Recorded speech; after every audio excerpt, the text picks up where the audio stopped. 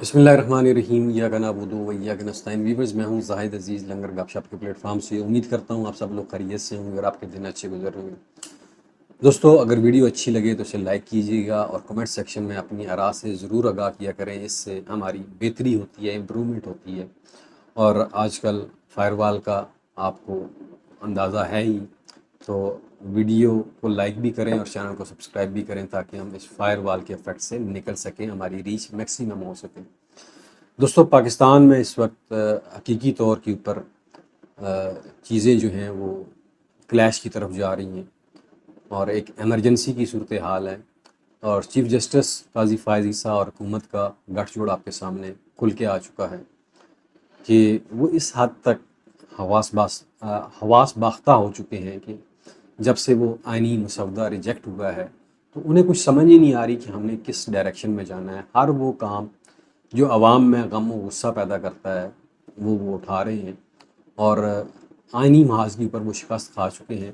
लेकिन अगेन वो जहली कोशिशें कर रहे हैं कि हम किसी न किसी तरह काजी फ़ायज़ ईसा को, और जिस डगर के ऊपर काजी फ़ायज़ ईसा उनको चला रहा है, ये हुकूमत के लिए भी तबाहकुन है और ख़ुद काजी साहब के लिए भी तबाहकुन होगा। जिस तरह प्रैक्टिस एंड प्रोसीजर एक्ट में आज एक आर्डीनेंस के ज़रिए तब्दीली कर दी गई थी।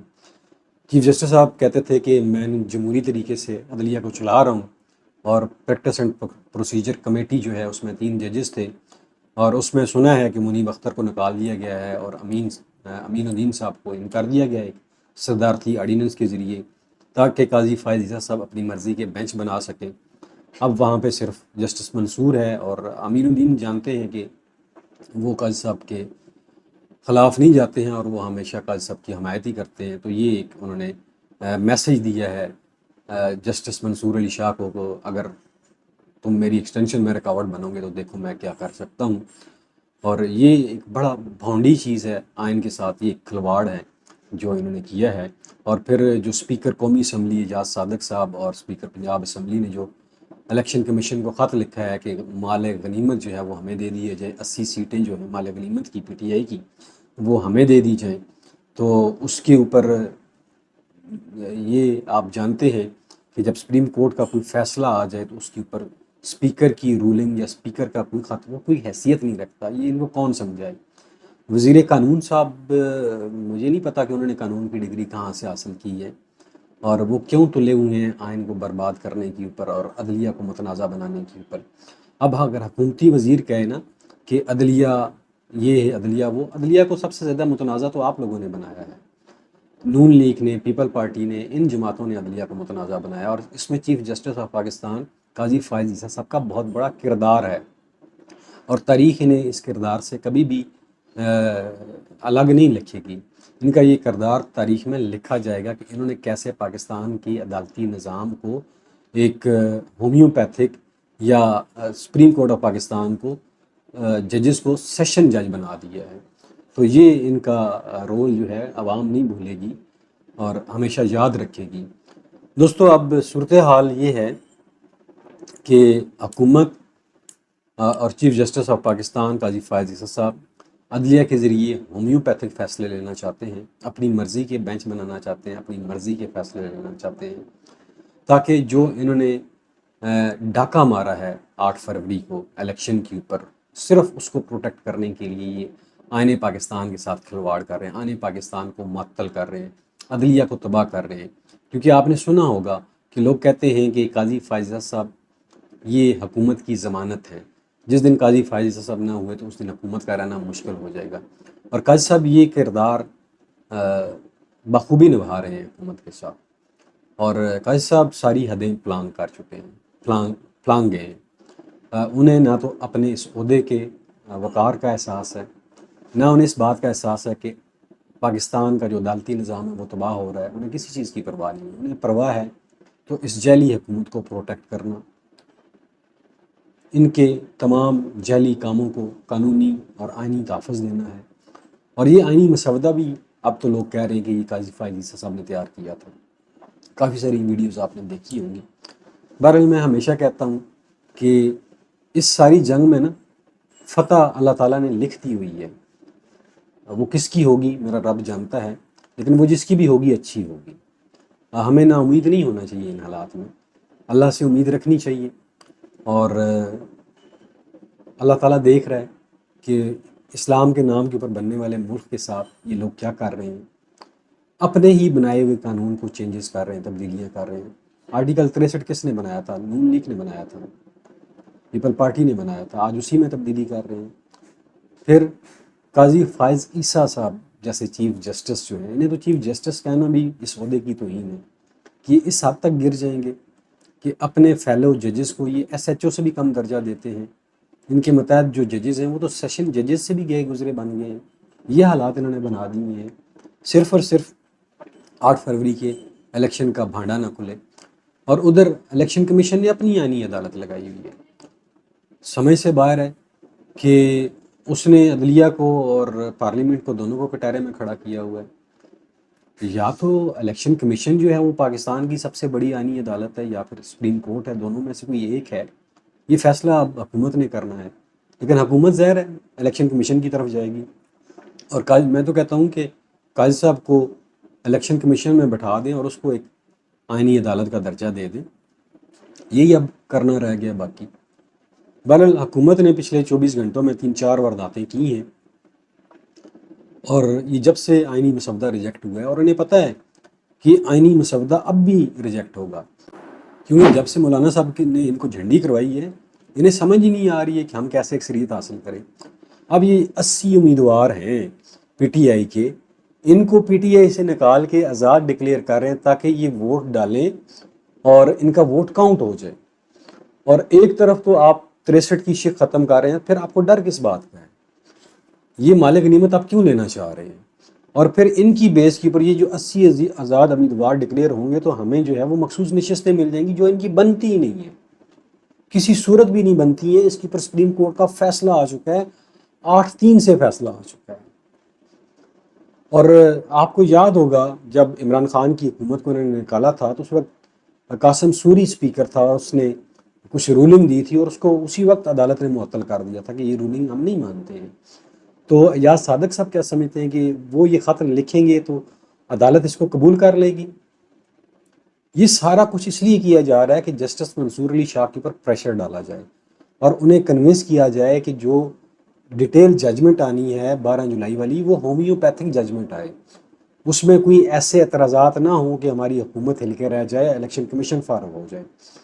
تو جسٹس منصور علی شاہ کو تو آپ جانتے ہیں، وہ تو آئین اور قانون کے ساتھ کھڑے ہیں، وہ کبھی بھی ہومیوپیتھک فیصلہ نہیں دیں گے۔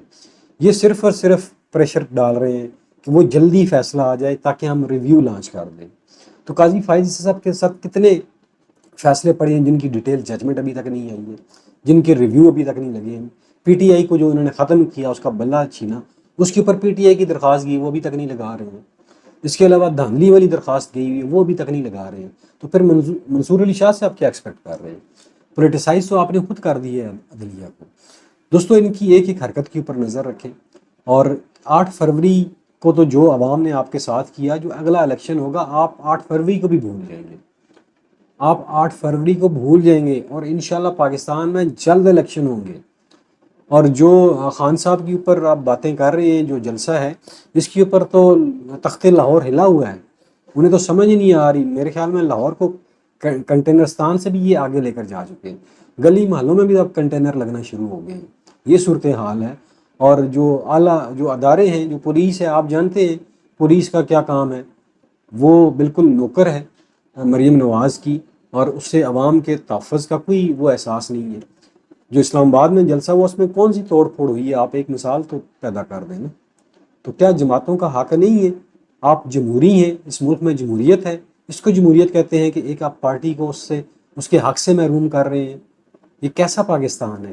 اس میں دوستو ملی بھگت ہے اسٹیبلشمنٹ کی، چیف جسٹس قاضی فائز عیسیٰ کی، الیکشن کمیشن کی، اور اس جعلی فارم 47 کی حکومت کی۔ لیکن جو جعلی چیزیں ہوتی ہیں نا وہ زیادہ دیر چل نہیں سکتی ہیں، انہیں ایک نہ ایک دن بے نقاب ہونا ہوتا ہے، اور جعلی مینڈیٹ بھی نہیں چل سکتا زیادہ دیر۔ تو یہ صورتحال ہے، لیکن آپ ان حالات سے بالکل بھی نہ گھبرائیں، انشاءاللہ اچھی خبریں آنے والی ہیں اور جلد آئیں گی۔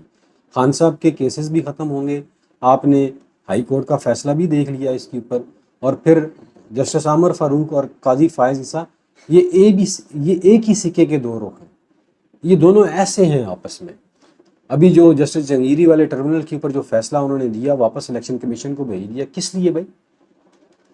الیکشن کمیشن تو اس کے اوپر فیصلہ کر چکا، آپ نے واپس الیکشن کمیشن کو کس لیے فیصلہ بھیج دیا؟ آپ نے تو فیصلہ دینا تھا کہ جسٹس جہانگیری نے یہ ٹریبونل کو ہیڈ کرنا ہے یا نہیں کرنا، اس پروسیڈنگ کو آگے لے کر جانا ہے یا نہیں لے کر جانا۔ تو لگتا ہے کہ ان کا سب کا بگ باس جو ہے وہ چیف الیکشن کمشنر سلطان راجہ ہے، اسکندر سلطان راجہ ہے، چیف جسٹس کا بھی، ہائی کورٹ کے چیف جسٹس کا بھی، اور سپریم کورٹ کے چیف جسٹس کا بھی بگ باس چیف الیکشن کمشنر ہے۔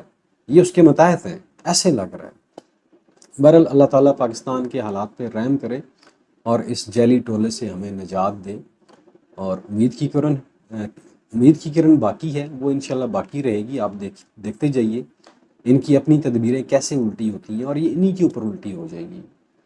اور یہ جتنا خوفزدہ ہے نا، ان کا خوف بتا رہا ہے کہ یہ ہار چکے ہیں، یہ ختم ہو چکے ہیں۔ ہارا ہوا شخص آپ نے کبھی دیکھا ہوگا نا، تو یہ ان کی یہی صورتحال ہے، ان کو اور کیا بندہ بیان کرے یا ایکسپلین کرے۔ باقی جو خبریں چل رہی ہیں انٹرنیشنل میڈیا کے اوپر، وہ آپ نے سنی ہوگی کہ ایمنسٹی انٹرنیشنل نے خان کی رہائی کا مطالبہ کیا، یہ بھی انہیں تکلیف ہے، اور خان انشاءاللہ آکسفورڈ یونیورسٹی کے چانسلر کا الیکشن بھی جیت جائے گا، تو ان کے پیٹ میں اور مروڑ اٹھیں گے۔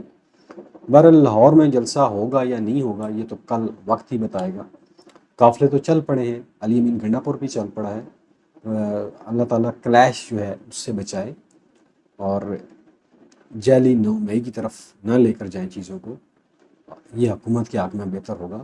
بہرحال آپ عدلیہ میں جتنی مرضی تبدیلیاں کر رہے ہیں، جتنے مرضی آپ آرڈیننس لے کر آ جائیں، قاضی فائز عیسی صاحب ایٹ لیسٹ چیف جسٹس نہیں رہ سکتے ہیں، اور وہ اپنے آپ اور دوسرا سپریم کورٹ کا 13 رکنی بینچ کا جو فیصلہ ہے، اس فیصلے سے آپ ڈیویٹ نہیں کر سکتے ہیں۔